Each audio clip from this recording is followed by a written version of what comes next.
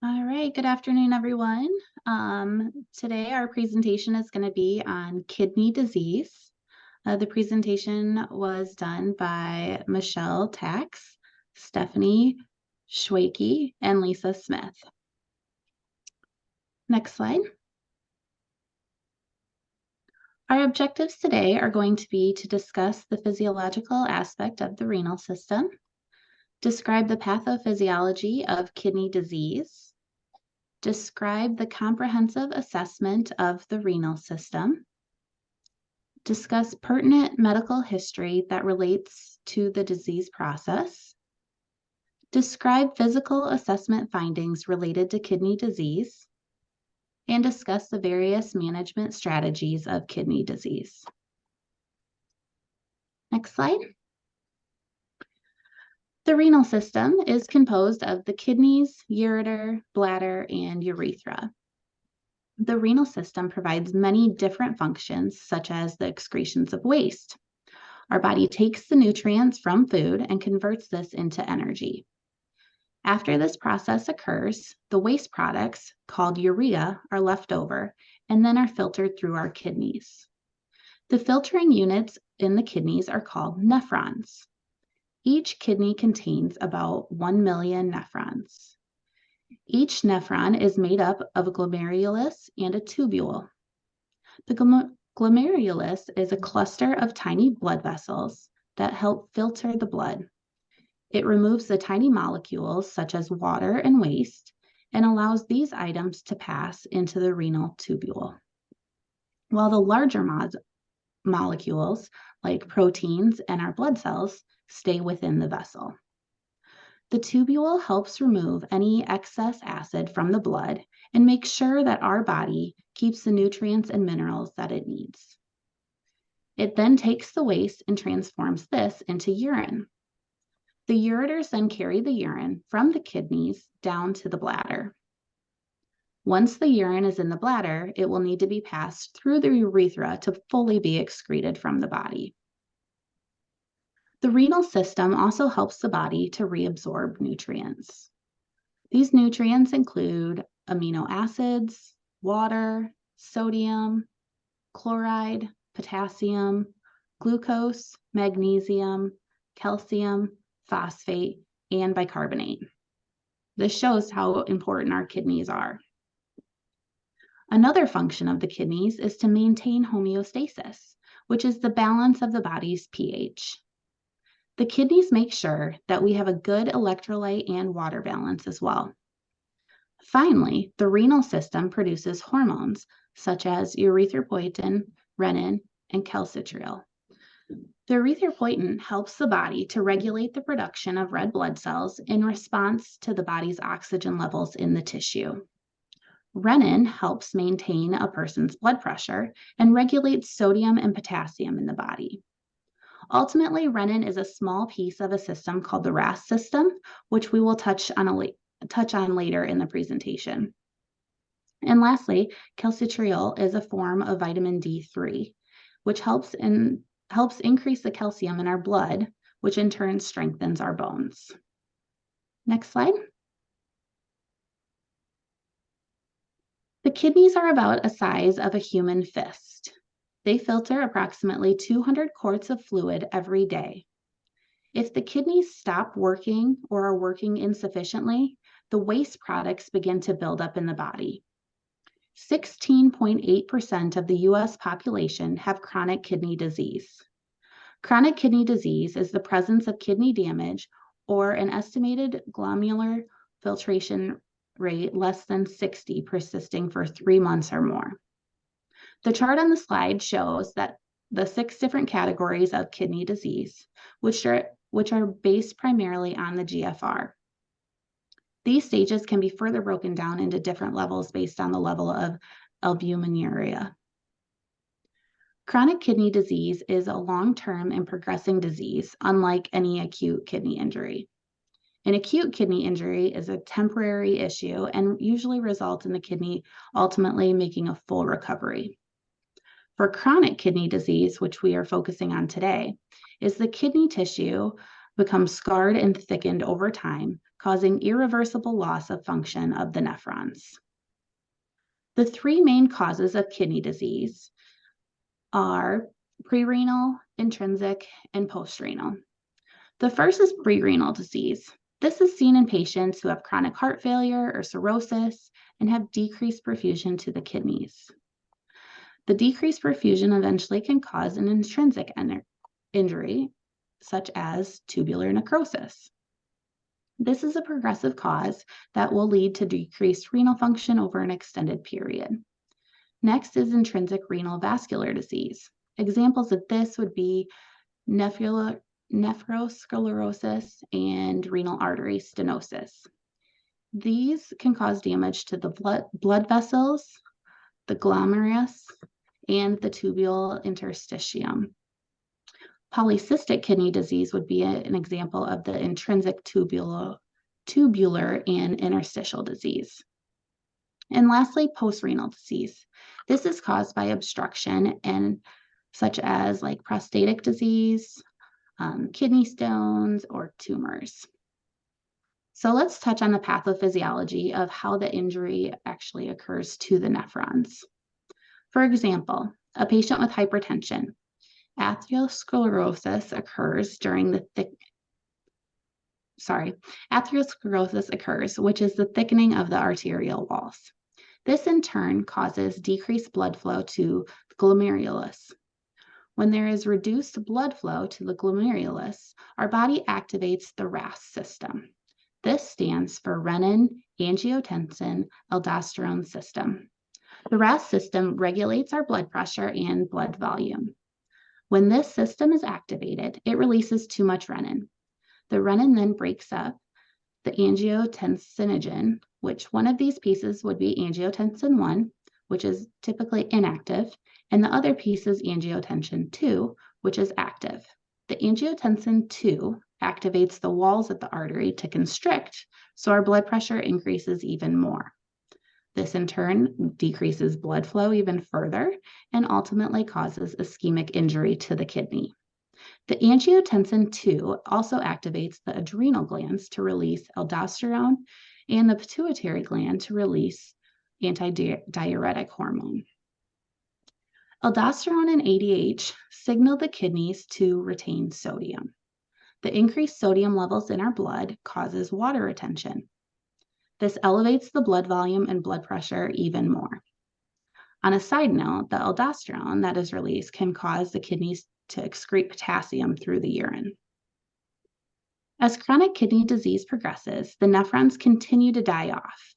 As the number of nephrons decreases, we have less ability to filter the blood. The body tries to compensate by increasing the filtration of the glomerulus. This increases the glomerular permeability, and this is when we can start to see how advanced the kidney disease is via blood work. Ultimately, the causes of chronic kidney disease are a wide range, anywhere from diabetes, hypertension, hereditary, or vasculitis. And these are just to name a few. Next slide. Now we'll go on to assessment. Kidney disease, when in advanced stages, affects every organ within our body. During assessment, providers may see evidence and signs of kidney disease in many body systems. We will go over each system and describe the findings a provider may find on a patient with kidney disease. Before we do that, some interesting facts from the National Kidney Foundation. Kidney disease affects an estimated 37 million people in the US. Approximately 90% of those with kidney disease don't know they have it, and 2 of 5 adults with severe kidney disease don't know they have it. 1 in 3 adults in the US are at risk for kidney disease, and about 1 in 2 people with very low kidney function, not on dialysis, don't know they have kidney disease.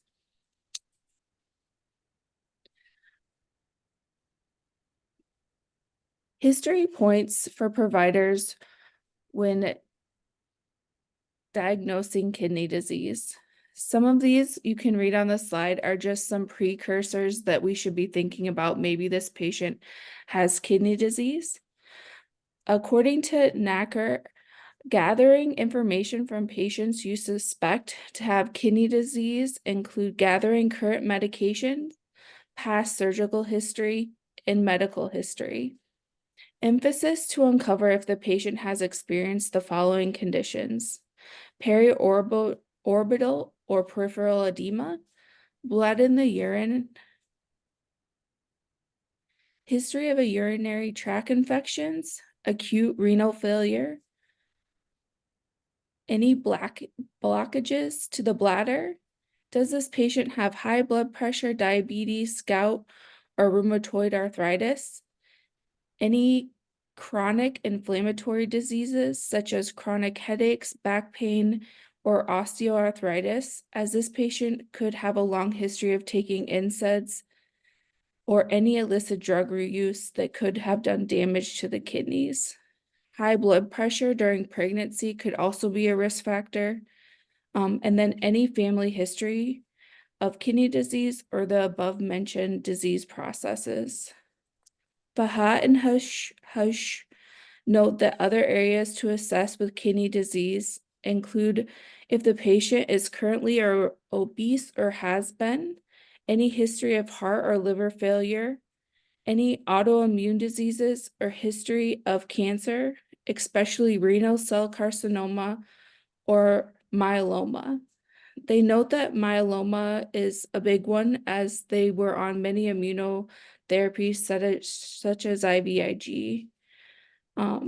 Any history of hepatitis, and then the geographical area which they reside, or any work in which they would have used pesticides or been exposed to pesticides. So to begin with, the overall appearance of the patient, some patients will appear normal with no abnormalities, while some could be in extreme distress, very uncomfortable and restless. According to Fahet and Hush, in some cases, discovering that an individual has chronic kidney disease is stumbled upon while gathering other labs for a different suspected illness. These individual labs will reflect high or increased serum creatinine levels, decreased or low GFR, or abnormal findings within their urinalysis. Upon physical assessment, the patient may not display the classical signs of or symptoms of kidney disease. Here are some vital sign findings that we might find for someone with chronic kidney disease: high blood pressure, increased heart rate, decreased pulse pressures, and then rapid shallow breathing and a decreased body temperature. According to Gibson and Narayan, a patient presenting with kidney disease will likely have abnormal vitals. The patient will be fluid overloaded with a buildup amount of toxins due to the kidneys being unable to remove excess fluid or waste from their bodies, and that will result in these abnormal vital findings. When we look at the skin, we will find these findings as well: foul-smelling body odor, uremic frost, which is in this first picture on top, decreased skin elasticity. The patient will probably be itchy and have scratch marks on their body, blisters, bruising, or rash. We can see that picture down below of the blister and rash. And then another condition called Lindsay's nails, which is this picture below as well. Uremic frost is due to an extremely high amount of urea in the blood, according to Sadai and Schwartz. Uremic frost is seen when blood urea nitrogen levels are at or above 200 milligrams per deciliter, but many may be seen earlier in some patients. The presence of these signs and symptoms of kidney disease within the patient's skin is because they cannot, again, filter the toxins appropriately and get rid of them. And so there's a buildup in the body, and this is how they present. According to Friesness Kidney Care, patients with kidney disease can also have discolored skin They may be yellowish or gray in their skin tone or extremely pale. And we would also see that they may be edematous. When we would look at their head, ears, eyes, nose, and throat, many of them would have dry mucous membranes. And then on an eye exam, we would see the picture above shows if they had diabetes, the diabetic retinopathy, or hypertensive, they did have hypertension, we would see the hypertensive retina as well. In the neck, we may see the bulging neck veins and be able to hear the carotid root. This is again due to the fluid overload of the body system. According to Bicker, jugular vein distension in the neck can occur in patients with kidney disease due to fluid overload, as the kidneys cannot eliminate the excess fluid, and just puts a whole strain on the vascular system and the heart.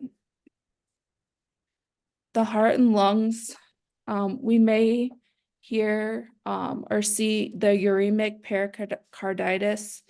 We might hear an extra heart sound with S4, and then we could see in the chest the ventricle heave and auscultate crackles within the lungs. According to Nesawat and Lee, uremic pericarditis is a buildup of the uremic acid within the fluid-filled sac of the heart that lubricates the heart.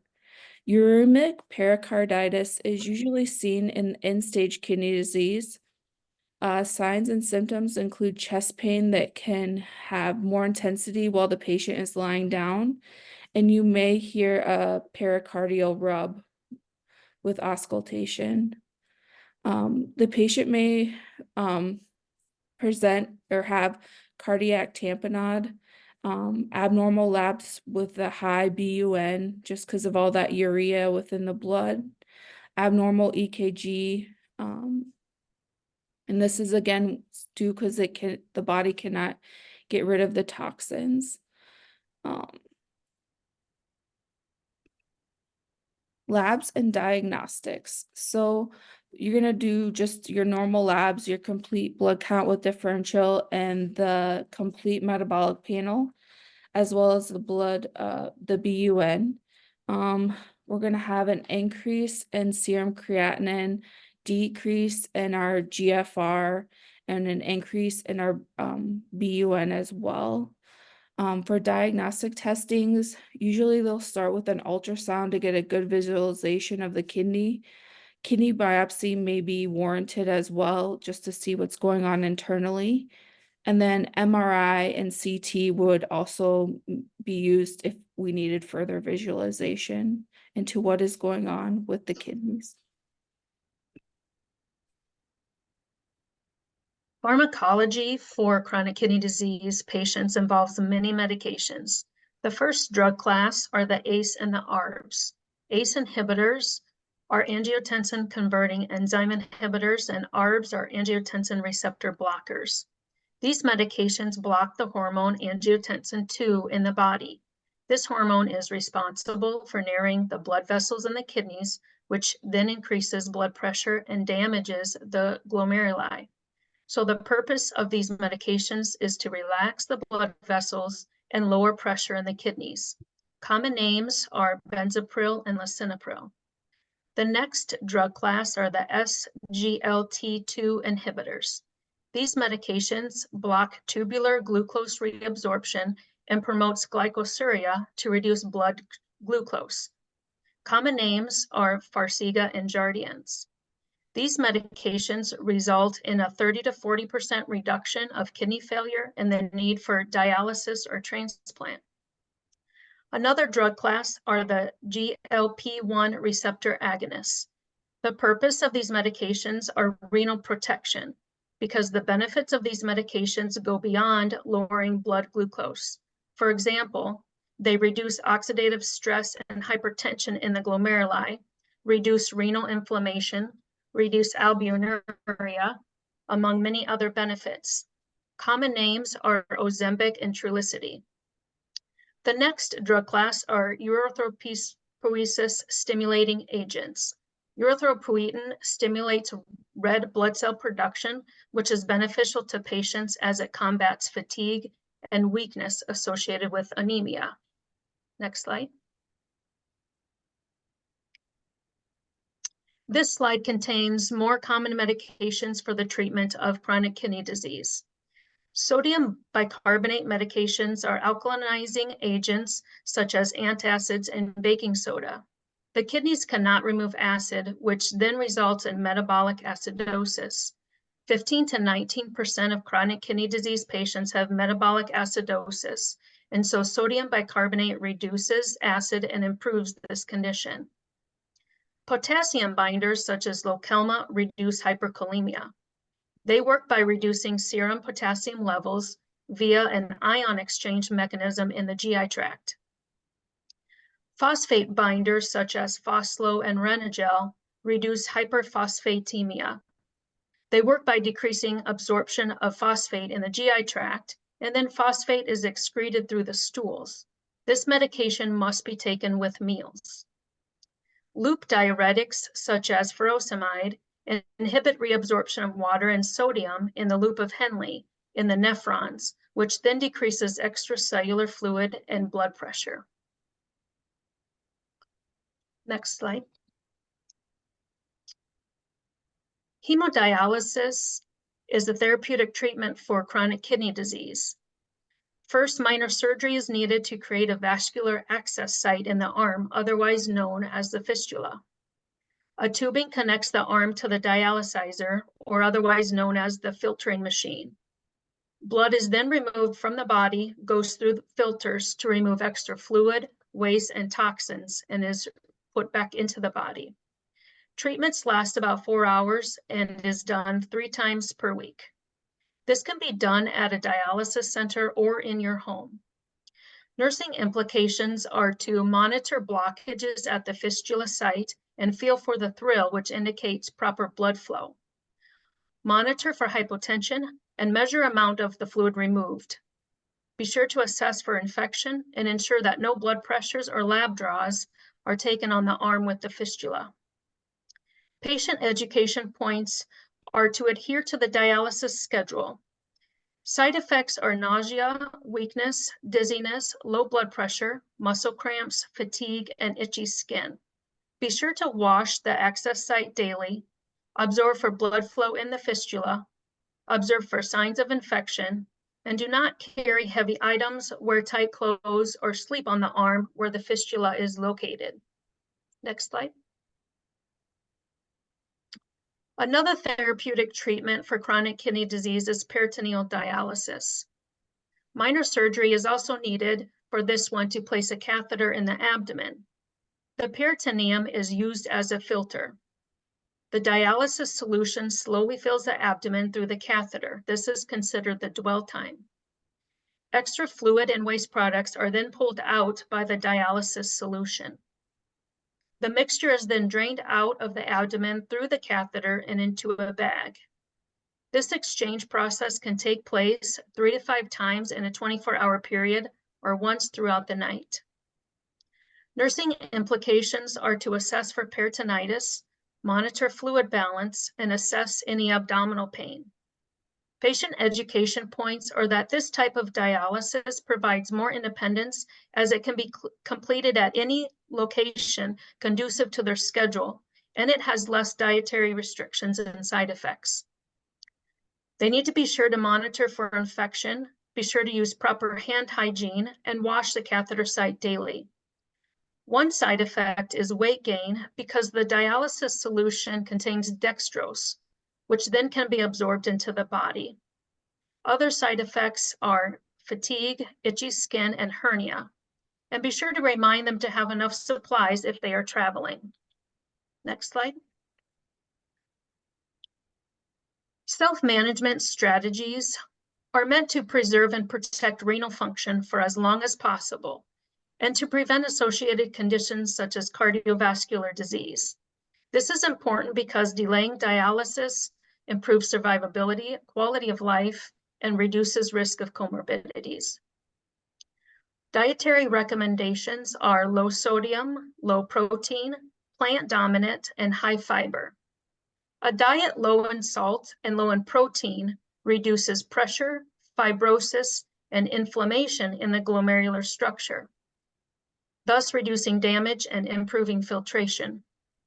High fiber, probiotics, and a plant-based diet help gut biome, which improves cardiovascular function, reduces uremic toxins, reduces inflammation, and improves acidosis. New studies show that a diet restricted in potassium may limit a plant-based diet, and so instead the use of potassium binders may be more effective. Chronic kidney disease patients may need to stop smoking, lose weight, increase physical activity, and regulate blood pressure and regulate blood sugar. Long-term damaging effects on the kidneys include smoking, obesity, blood pressure, and blood sugar, and therefore should be the priority in self-management of chronic kidney disease. This is because adipose tissue decreases glomerular filtration rate, and high blood sugar damages the blood vessels and the nephrons. There are many helpful ways to manage symptoms such as pruritus, pain, and fatigue. Pruritus is caused by the buildup of toxins, and patients can use over-the-counter topical analgesics such as capsaicin cream or moisturizing creams daily. Manage neuropathic pain with Tylenol or pharmaceuticals such as gabapentin, as well as massage therapy and acupuncture. Manage fatigue by monitoring for anemia, rest after dialysis, and pace activities. The potential for kidney transplantation may be appropriate at kidney disease stages 3B, 4, or 5, and the patient may need to prepare for this possibility if their condition worsens. Fluid volume overload is common in chronic kidney disease, which only advances poor kidney and cardiovascular outcomes, and therefore should be controlled by the use of diuretics, low sodium diet, positioning, and physical activity. Be sure to follow the dialysis treatment plan because the average life expectancy of a chronic kidney disease patient is 5 to 10 years, but many patients can live up to 20 years on dialysis. There's a recommendation to take calcium and vitamin D to prevent weak bones and protect from fractures. Also, be sure to prevent infection by using all standard precautions because an infection can lead to acute kidney injury, which will further damage the kidneys. Next slide. In conclusion, you have heard an overview of the renal system and the stages of chronic kidney disease. We explored expected findings of a physical assessment and the causes of each finding, including labs and diagnostic testing. We discussed medications and therapeutic treatments of dialysis, as well as self-management strategies. Please let us know if you have any questions. Next slide. And these are our references.